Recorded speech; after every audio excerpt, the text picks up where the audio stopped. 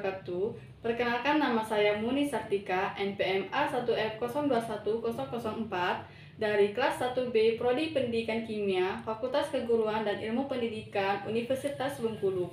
Saya akan melakukan praktikum yang berjudul Momentum. Adapun tujuan dari percobaan momentum yaitu pertama, mengajukan pertanyaan berkaitan dengan hipotesis atau dugaan hasil percobaan momentum. Kedua, menentukan alat dan bahan yang digunakan pada percobaan momentum. Ketiga, mengetahui fungsi dan cara menggunakan alat pada percobaan momentum. Keempat, menentukan langkah kerja pada percobaan momentum. Kelima, menyusun atau melengkapi tabel hasil percobaan momentum. Keenam, menafsirkan besaran yang mempengaruhi momentum. Ketujuh, menghubungkan hasil-hasil percobaan momentum dengan teorinya. 8. Membuat kesimpulan dari percobaan momentum. Kesembilan, mengemukakan hasil pengamatan yang mungkin terjadi jika besaran yang berpengaruh pada percobaan momentum. Kesepuluh, menggunakan konsep yang benar untuk menjelaskan hal yang terjadi berkaitan dengan momentum. Adapun alat dan bahan yang digunakan dalam percobaan momentum yaitu pertama, meteran, kedua, bola pingpong, ketiga, bola kasti, dan keempat, kelereng, dan kelima, stopwatch. Baiklah, langkah kerja dari percobaan momentum yaitu pertama, pasang meteran secara vertikal ke dinding dengan ukuran 100 cm. Selanjutnya, lakukan percobaan dengan menggunakan bola kasti pada ketinggian 100 cm dan menjatuhkannya bersamaan dengan menghidupkan stopwatch dan menghentikannya pada saat menangkap bola dari lambungan yang pertama. Percobaan pertama pada ketinggian 100 cm.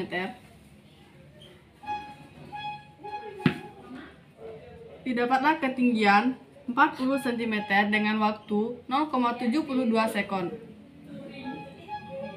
Percobaan kedua. Didapatlah ketinggian 39 cm dengan waktu 0,56 sekon. Percobaan ketiga. Didapatlah ketinggian 39 cm dengan waktu 0,88 sekon. Percobaan ketiga.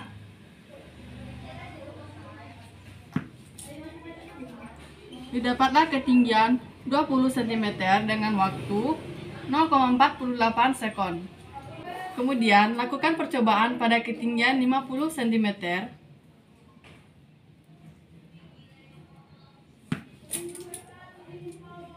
Didapatlah ketinggian 20 cm dengan waktu 0,48 sekon.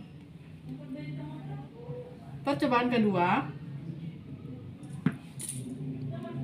Didapatlah ketinggian 23 cm dengan waktu 0,56 sekon. Selanjutnya, dilakukan percobaan dengan menggunakan bola pingpong pada ketinggian 100 cm. Percobaan pertama. Didapatlah ketinggian 50 cm dengan waktu 0,88 sekon. Percobaan kedua. Didapatlah ketinggian 40 cm dengan waktu 0,96 sekon. Percobaan ketiga.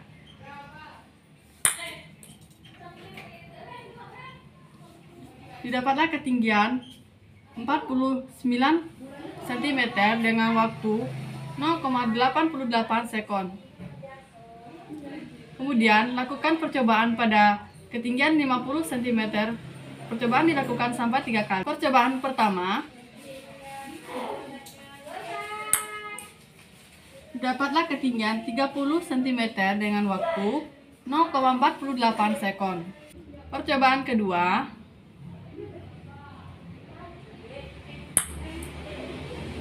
Dapatlah ketinggian 30 cm dengan waktu 0,48 sekon. Percobaan ketiga, didapatlah ketinggian 29 cm dengan waktu 0,64 sekon. Kemudian, lakukan percobaan dengan menggunakan kelereng pada ketinggian 100 cm. Lakukan percobaan pertama pada ketinggian 100 cm. Didapatlah ketinggian 40 cm dengan waktu 0,80 sekon. Percobaan kedua pada ketinggian 100 cm. Didapatlah ketinggian 43 cm dengan waktu 0,88 sekon. Percobaan ketiga pada ketinggian 100 cm.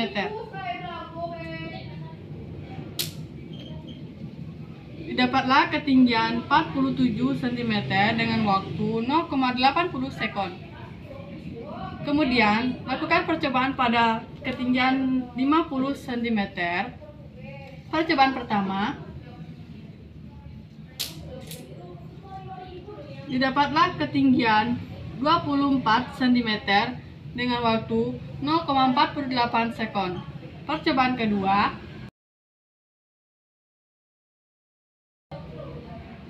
didapatlah ketinggian 27 cm dengan waktu 0,56 sekon. Percobaan ketiga,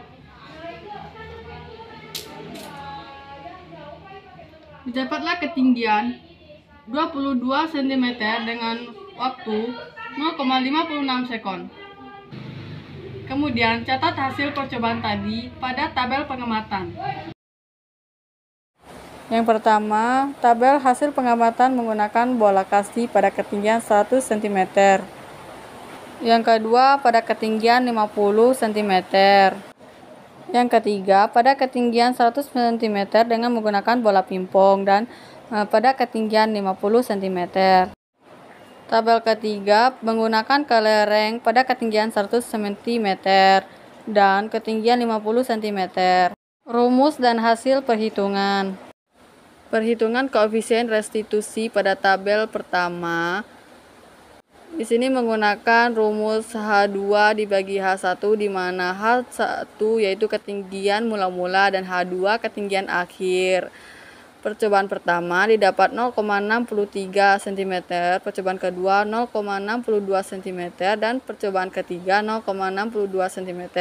Perhitungan koefisien restitusi pada tabel pengamatan kedua menggunakan rumus yang sama yaitu H2 dibagi H1. Percobaan pertama didapat 0,63 cm, percobaan kedua didapat 0,63 cm, dan percobaan ketiga 0,68 cm. Perhitungan koefisien restitusi pada tabel pengamatan ketiga menggunakan rumus H2 dibagi H1 didapatlah pada percobaan pertama 0,70 cm, percobaan kedua 0,63 cm, percobaan ketiga 0,70 cm. Selanjutnya perhitungan pada koefisien restitusi pada tabel pengamatan 6.4 menggunakan rumus H2 dibagi H1. Percobaan pertama didapat 0,77 cm, percobaan kedua didapat 0,77 cm, dan percobaan ketiga didapat 0,76 cm. Perhitungan koefisien restitusi pada tabel pengamatan 6.5 menggunakan rumus yang sama yaitu H2 dibagi H1. Percobaan pertama didapat 0,63 cm, percobaan kedua didapat 0,66 cm, sedangkan pada percobaan ketiga didapat 0,68 cm. Perhitungan koefisien restitusi pada tabel pengamatan 6.6 menggunakan rumus H2 dibagi H1 didapat pada percobaan pertama 0,69 cm, percobaan kedua 0,73 cm, sedangkan pada percobaan ketiga didapat 0,66 cm. Selanjutnya akan dibahas ralat. Ralat ketinggian pantulan pada tabel pengamatan 6.1 didapat ralat mutlak 0,107, ralat nisbi 0,3%, ketelitian didapat 99,7%. Ralat waktu pada tabel pengamatan 6.1 didapat ralat mutlaknya 0,008, ralat nisbi 1,1%, ketelitian didapat 98,9%. Ralat koefisien restitusi pada tabel pengamatan 6.1, ralat mutlak 0,0002, ralat nisbi 0,03%, dan ketelitian 99,97%. Berikut adalah data hasil pengukuran tabel pengamatan 6.1 pada ketinggian, pantulan, waktu, dan koefisien restitusi untuk X ditambah delta X dan untuk X dikurang delta X. Selanjutnya untuk ralat ketinggian pantulan, didapat ralat mutlak 1,833, ralat nisbi 8,72%, dan ketelitian 91,28%. Untuk ralat waktu, pada tabel pengamatan 6.2 didapat ralat mutlak 0,027, ralat nisbi 5,29%, dan ketelitian didapat 94,71%. Selanjutnya untuk ralat koefisien restitusi pada tabel pengamatan 6.2 didapat ralat mutlak 0,017, ralat nisbi 2,61%, dan ketelitian didapat 97,39%. Berikut adalah data hasil pengukuran tabel pengamatan 6.2 pada ketinggian, pantulan, waktu, dan koefisien restitusi untuk X ditambah delta X dan untuk X dikurang delta X. Selanjutnya, ralat ketinggian pantulan. Pada tabel pengamatan 6.3 didapat ralat mutlak 1,97, ralat nisbi 4,21%, dan ketelitian didapat 95,79%. Untuk ralat waktu pada tabel pengamatan 6.3 didapat ralat mutlak 0,043, ralat nisbi 4,58%, dan ketelitian 95,42%. Selanjutnya untuk ralat koefisien restitusi pada tabel pengamatan 6.3, ralat mutlak didapat 0,023, ralat nisbi 3,45%, dan untuk ketelitian didapat sebesar 96,55%. Berikut adalah data hasil pengukuran tabel pengamatan 6.3 pada ketinggian pantulan, waktu, dan koefisien restitusi untuk X ditambah delta X dan untuk X dikurang delta X. Ralat ketinggian pantulan. Pada tabel pengamatan 6.4 didapat ralat mutlak 0,333, ralat nisbi 1,12%, dan ketelitian 98,88%. Untuk ralat waktu pada tabel pengamatan 6.4, ralat mutlak didapat 0,053, ralat nisbi didapat 10%, ketelitian yaitu 90%. Selanjutnya, ralat koefisien restitusi pada tabel pengamatan 6.4, ralat mutlak didapat 0,41, ralat nisbi 53,5%, dan ketelitian didapat sebesar 46,5%. Berikut adalah data hasil pengukuran tabel pengamatan 6.4 pada ketinggian pantulan, waktu, dan koefisien restitusi untuk X ditambah delta X dan untuk X dikurang delta X. Kemudian pada ralat ketinggian, pada tabel pengamatan 6.5 didapat ralat mutlak 6,71, ralat nisbi 19,5%, dan ketelitian didapat sebesar 80,5%. Untuk ralat waktu pada tabel pengamatan 6.5, ralat mutlak didapat 0,05, ralat nisbi didapat 6,10%, dan ketelitian didapat sebesar 93,9%. Dan ini pada ralat koefisien restitusi pada tabel pengamatan 6.5, ralat mutlak didapat 0,014 dan ralat nisbi didapat 2% dan ketelitian didapat sebesar 98%. Berikut adalah data hasil pengukuran pada tabel pengamatan 6.5 pada ketinggian pantulan, waktu, dan koefisien restitusi untuk X ditambah delta X dan untuk X dikurang delta X. Selanjutnya pada tabel pengamatan 6.6, ralat ketinggian pantulan didapat ralat mutlak 1,45, ralat nisbi 5,9%, dan ketelitian didapat 94,1%. Kemudian untuk ralat waktu pada tabel pengamatan 6.6 didapat ralat mutlak 0,026, ralat nisbi 4,9%, dan ketelitian didapat 95,4%. Selanjutnya pada ralat koefisien restitusi pada tabel pengamatan 6.6 didapat ralat mutlaknya 0,014, ralat nisbinya didapat 2% dan ketelitiannya didapat 98%. Berikut adalah hasil data pengukuran pada tabel pengamatan 6.6 pada ketinggian pantulan, pada waktu, dan pada koefisien restitusi untuk X ditambah delta X dan untuk X dikurang delta X. Selanjutnya, jawaban pertanyaan pada percobaan momentum. Jawaban pertanyaan pada nomor 6. Apa saja besaran yang mempengaruhi koefisien restitusi suatu bola yang dipantulkan?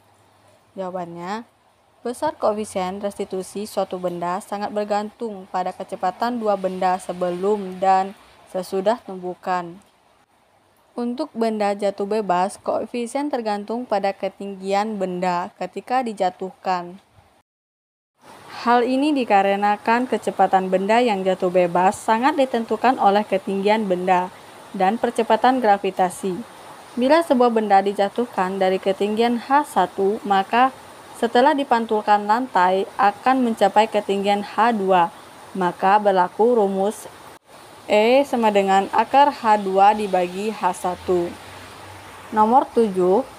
Bagaimanakah hubungan besaran yang mempengaruhi koefisien restitusi dengan teori momentum? Jawabannya, momentum didefinisikan sebagai besaran yang dimiliki oleh benda yang bergerak. Besarnya momentum akan bergantung kepada massa dan kecepatan dari benda tersebut. Secara matematis, momentum dapat dituliskan sebagai P sama dengan M dikali V. Dengan P adalah momentum, satuannya kilogram meter per sekon, dan M adalah massa benda dengan satuannya kilogram, dan V adalah kecepatan benda dengan satuannya meter per sekon. Berdasarkan rumus tersebut, maka kita bisa ketahui bahwa momentum sebanding dengan kecepatan bendanya. Dengan demikian, arah momentum sama dengan arah kecepatannya. Selain itu, semakin besar kecepatan suatu benda akan semakin besar momentumnya. Nomor 8. Tuliskan kesimpulanmu mengenai percobaan momentum. Dari percobaan yang telah dilakukan dapat disimpulkan bahwa momentum yang digunakan adalah momentum linear. Momentum linear adalah merupakan momentum yang dimiliki benda yang bergerak pada lintasan lurus. Secara matematis, momentum dapat dirumuskan P sama dengan M dikali V, di mana P sama dengan momentum, M sama dengan massa, V sama dengan kecepatan. Momentum akan berubah seiring dengan perubahan massa dan kecepatan. Semakin cepat pergerakan suatu materi atau benda akan semakin besar juga momentumnya. Semakin besar momentum, maka akan semakin dahsyat kekuatan yang dimiliki oleh suatu benda. Jika materi dalam keadaan diam, maka momentumnya sama dengan nol. Sebaliknya, semakin cepat pergerakannya, semakin besar juga momentumnya. Besar koefisien restitusi suatu benda sangat bergantung pada kecepatan dua benda sebelum dan sesudah tumbukan. Untuk benda jatuh bebas, koefisien bergantung pada ketinggian benda ketika dijatuhkan. Hal ini dikarenakan kecepatan benda yang jatuh bebas sangat ditentukan oleh ketinggian benda dan percepatan gravitasi. Bila sebuah benda dijatuhkan dari ketinggian H1, maka setelah dipantulkan lantai akan mencapai ketinggian H2. Maka berlaku rumus E sama dengan akar H2 dibagi H1. Selanjutnya, nomor 9. Jika ketinggian mula-mula sebelum pingpong dijatuhkan lebih tinggi dari tabel 6.1, bagaimanakah ketinggian pantul dan koefisien restitusinya? Jawabannya, ketinggian mula-mula memiliki pengaruh yang tidak terlalu signifikan, namun koefisien suatu benda sangat bergantung pada ketinggian benda saat dijatuhkan. Hal ini dikarenakan ketinggian mula-mula yang tinggi dapat menyebabkan kecepatan gravitasi bumi dan energi kinetik yang lebih besar dibandingkan dengan ketinggian mula-mula yang rendah. Nomor 10. Analisis seurutan ketinggian pantul dari yang tertinggi jika yang diuji adalah kelereng, bola bekel, pingpong, dan bola karet. Mengapa demikian? Urutan ketinggian pantul dari yang tertinggi adalah bola pingpong, kelereng, dan bola kasti. Perbedaan ketinggian pantul pada suatu benda yang bergantung pada koefisien restitusinya yang mempengaruhi keelastikan suatu tumbukan. Kemudian, nilai koefisien restitusi ini dipengaruhi oleh jenis material suatu benda.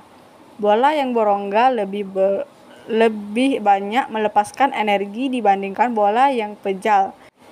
Sehingga saat tumbukan, koefisien restitusi dari bola karet paling besar. Jadi, faktor yang mempengaruhi ketinggian pantulan bola adalah koefisien restitusi yang dipengaruhi jenis bahan.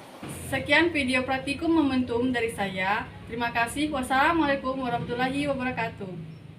See you. See you.